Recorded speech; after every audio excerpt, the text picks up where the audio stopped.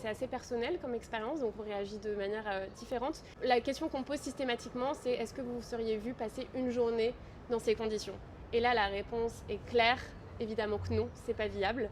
Donc ça, c'est déjà très important pour nous. Et ensuite, ce qu'on a souvent comme retour, c'est de l'agacement, perte de patience, de la perte de concentration. Les gens relisent systématiquement la consigne d'exercice calcul simple. Voilà, il y a vraiment un effort qui est demandé sur la capacité aussi de se déplacer, de se concentrer sur des tâches de motricité, c'est assez surprenant.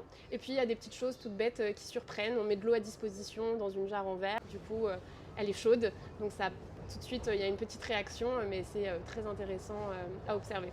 Donc l'expérience elle est vraiment en 3 étapes. On a l'expérience dans la chambre climatique, une vidéo de compréhension qui revient sur ce que vous venez de vivre, et enfin un espace résolument tourné vers l'avenir et le positif, rempli d'espoir, où on propose une 50aine d'actions concrètes à mettre en œuvre à différentes échelles. Donc pourquoi on parle de ces 50 degrés? C'est maintenant, il n'y a plus vraiment de doute, on va vivre ce genre de température en France autour de 2050. En revanche, là où on a une carte à jouer, c'est de savoir si ces 50 degrés de température à l'ombre vont durer quelques heures, quelques jours ou quelques semaines. Et là, grâce à les actions qu'on propose, tout le monde peut s'engager pour atténuer ces périodes de longue chaleur et intense chaleur pour avoir un avenir beaucoup plus agréable et viable.